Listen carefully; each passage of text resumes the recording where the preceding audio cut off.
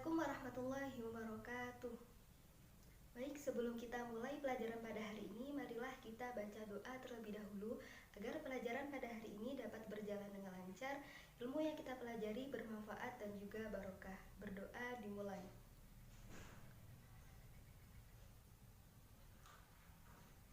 Selesai. Nah, baik, bagaimana kabarnya anak-anak? Alhamdulillah, semoga kita semua selalu diberi kesehatan, selalu diberi perlindungan oleh Allah Subhanahu wa taala. Nah, baik, sebelum Ibu memulai pelajaran pada hari ini, ada yang tahu kita hari ini belajar mengenai bab apa? Nah, betul, hari ini kita pelajari tentang pengukuran. Nah, sebelum Ibu mulai menerangkan tentang pengukuran, ada yang tahu apa sih pengukuran itu?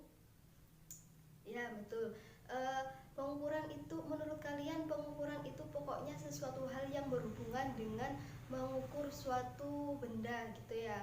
Nah, sekarang Ibu mau bertanya, pernah nggak kalian ketika di rumah itu disuruh ibu kalian untuk membeli gula pasir di toko seberat 1 kilogram.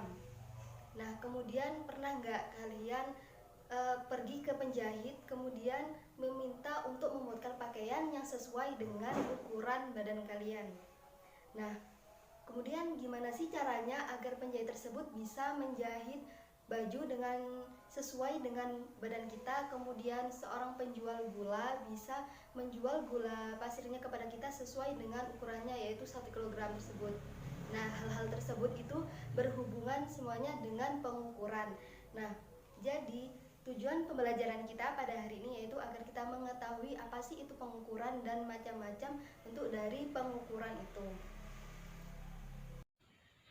Nah, baik, sebelum kita bahas lebih luas lagi mengenai pengukuran, coba sekarang kalian ukur benda-benda yang ada di sekitar kalian.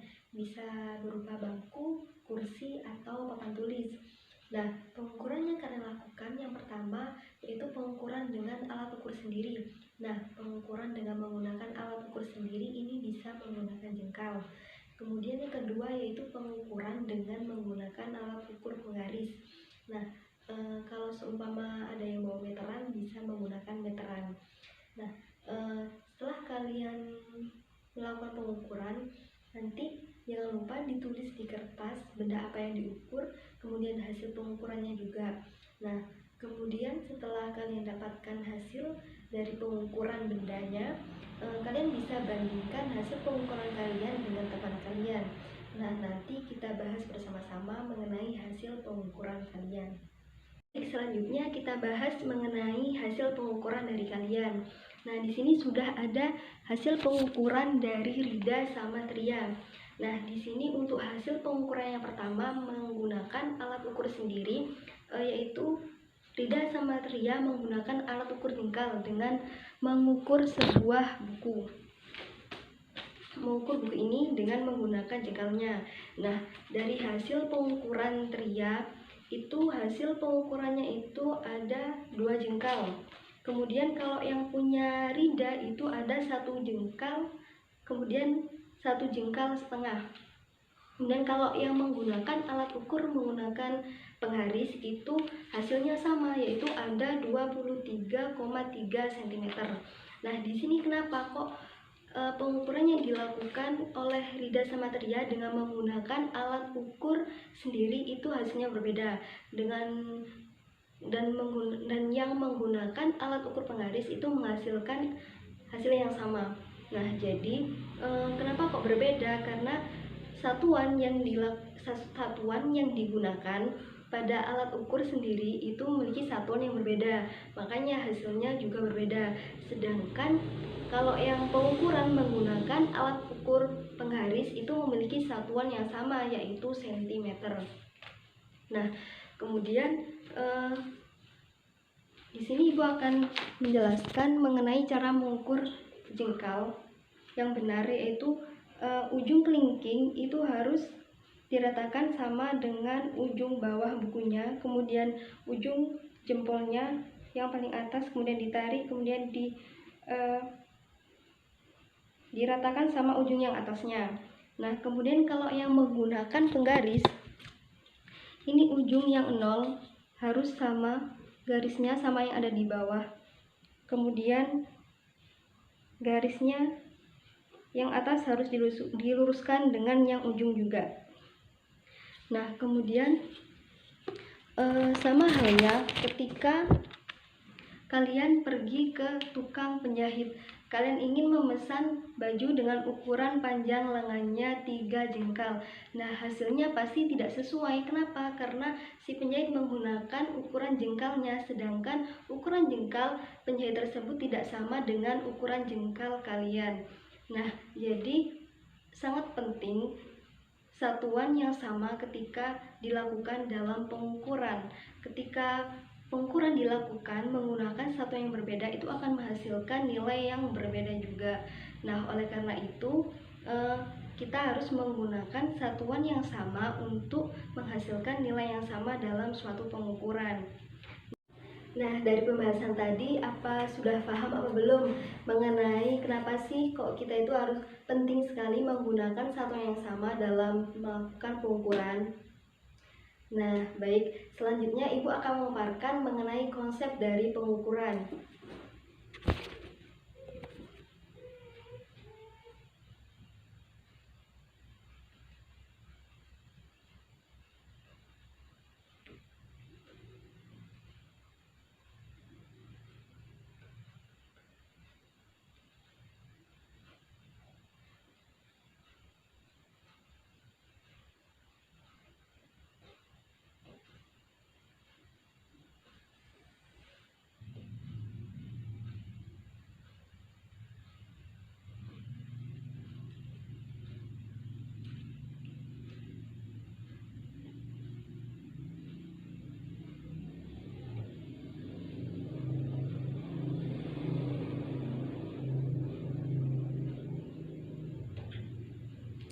Nah, di sini Ibu sudah menuliskan mengenai konsep dari pengukuran.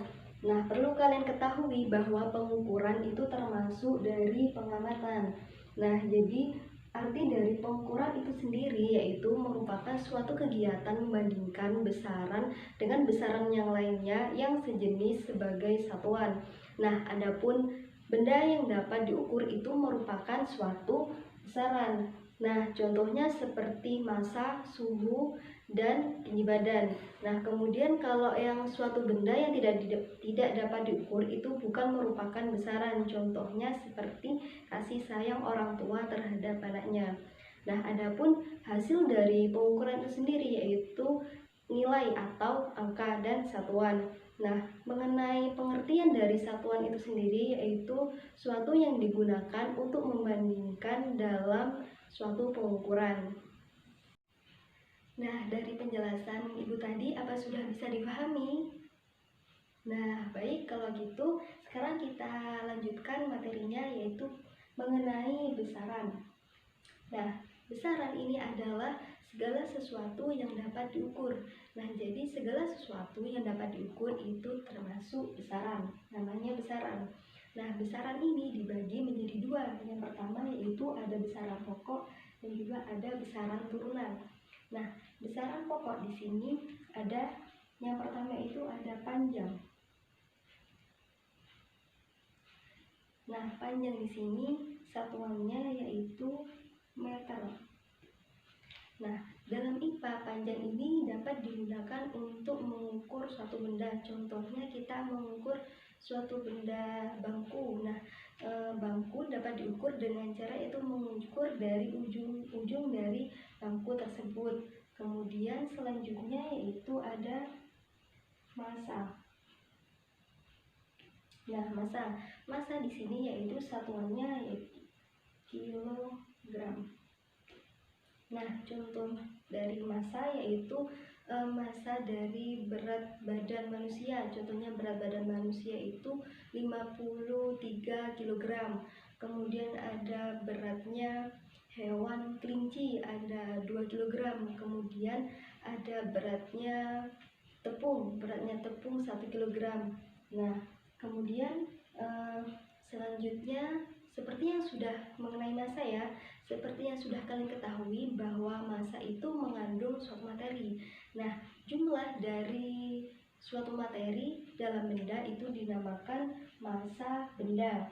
Nah, dalam kehidupan sehari-hari banyak kita mengetahui bahwa istilah berat itu digunakan pada massa. Padahal massa dengan berat itu berbeda. Nah, adapun massa itu kedudukannya itu bergantung pada kandungan dari materi, tidak bergantung pada keberadaan dari benda tersebut. Berbeda dengan benda, kalau benda itu bergantung pada keberadaan dari benda tersebut. Karena kenapa? Soalnya gravitasi dari suatu benda, ketika benda itu berada di tempat yang berbeda itu memiliki gravitasi yang berbeda. Contohnya saja ketika seorang astronot yang berada di bumi dan berada di bulan itu memiliki gravitasi, memiliki berat yang berbeda seperti itu. Nah, kemudian yang ketiga itu ada panjang masa, kemudian ada waktu. Nah, satuan waktu di sini yaitu sekon. Nah, sekon di sini yaitu bisa diukur, waktu itu bisa diukur pada suatu antara kejadian atau peristiwa-peristiwa. Contohnya seperti melakukan suatu perjalanan. Nah, suatu perjalanan itu bisa diukur dari awal ia melakukan pergerakan sampai akhir ia melakukan pergerakan. Nah, dalam satuan waktu di sini seumpama kalau selangnya itu lebih besar, lebih banyak, itu bisa menggunakan satuan menit, jam, kemudian hari, bulan, hari, minggu, bulan, kemudian tahun dan juga abad. Nah, kalau yang lebih kecil dari sekon itu bisa menggunakan milisekon atau bisa juga menggunakan mikrosekon. Nah, dari sini sudah bisa dipahami. Nah, kemudian ya perlu kalian ketahui juga bahwa berdasarkan konvensi umum mengenai massa dan juga mengenai berat dan juga ukuran pada yang ke-14 pada tahun 1971 itu sistem internasional itu sudah menyusun besaran pokok itu menjadi 7 besaran pokok. Nah, dari 7 besaran pokok tadi itu diantaranya ada panjang, massa, dan juga waktu. Nah, yang keempatnya yaitu yang pertama ada kuat arus. Nah, kuat arus di sini satuannya itu ampere. Nah, dan simbolnya yaitu A. Kemudian selanjutnya yaitu ada suhu. Suhu dengan satuannya Kelvin dengan simbolnya K. Kemudian yang ketiga yaitu ada jumlah zat.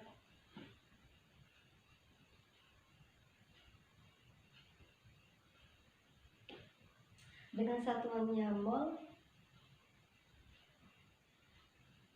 simbolnya juga mol. Kemudian yang terakhir yaitu ada intensitas cahaya.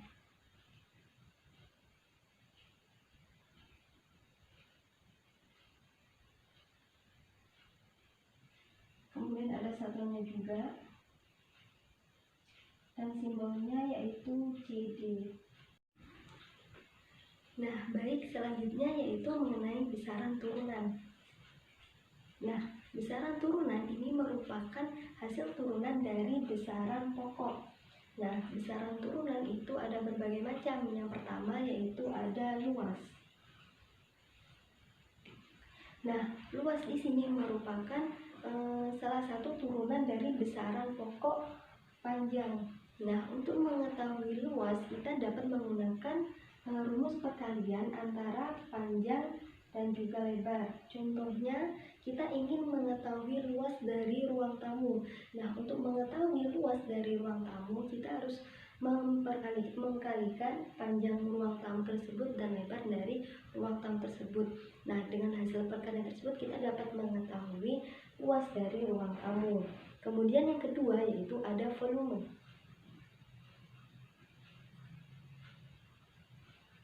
Nah, volume. Nah, jadi volume ini dapat diketahui dengan cara kita mengetahui panjang, lebar, dan juga tinggi dari suatu benda.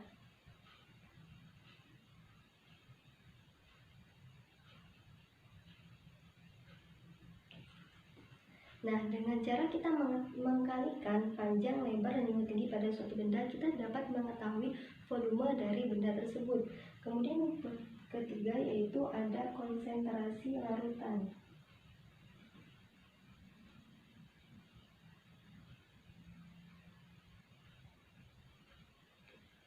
Nah, bagaimana caranya kita bisa mengetahui konsentrasi dari suatu larutan? Nah, yaitu dengan menggunakan rumus seperti ini, yaitu massa pelarut dibagi dengan volume massa terlarut volume dibagi dengan volume pelarut. Nah, contohnya pada minuman kopi. Nah, pada minuman kopi kita contohkan zat yang terlarutnya ada 20 gram. Kemudian volume pelarutnya kita buat 2 liter. Nah, dari sini kita dapat mengetahui bahwa hasil konsentrasi larutannya ada 10 gram 10 liter per gram. Nah, kemudian selanjutnya dari besaran pokok yang keempat yaitu ada laju pertumbuhan.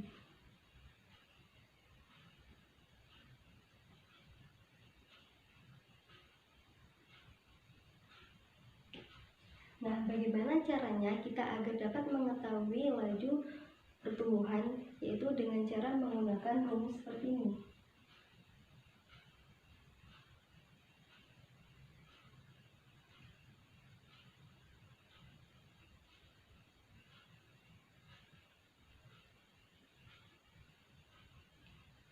Waktu pertumbuhan dibagi dengan selang waktu.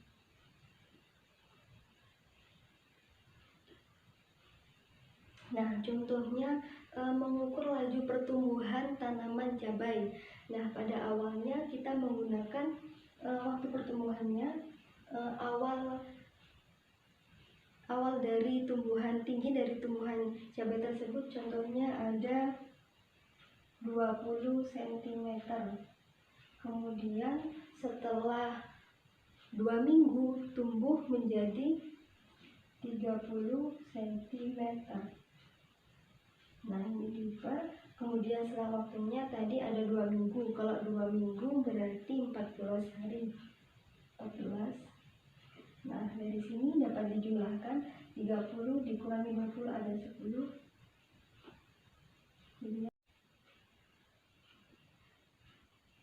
Nah, jadi hasilnya ada 0,7. Satuannya ada, ini hari ya satuannya ya. Ini satuannya cm per hari.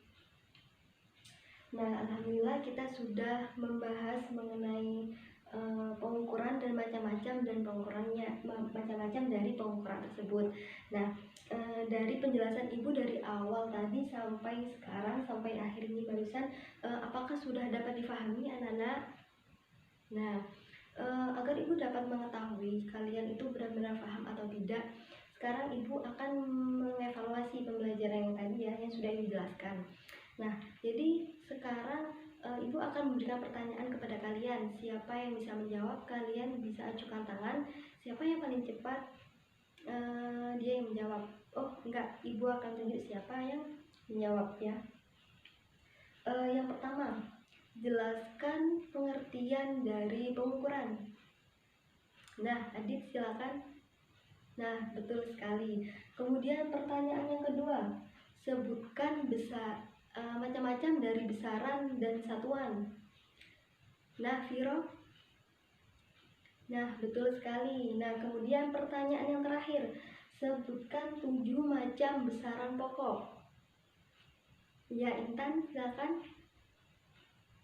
Nah, betul sekali. Nah, alhamdulillah, sepertinya memang kita semua sudah paham ya materinya ya.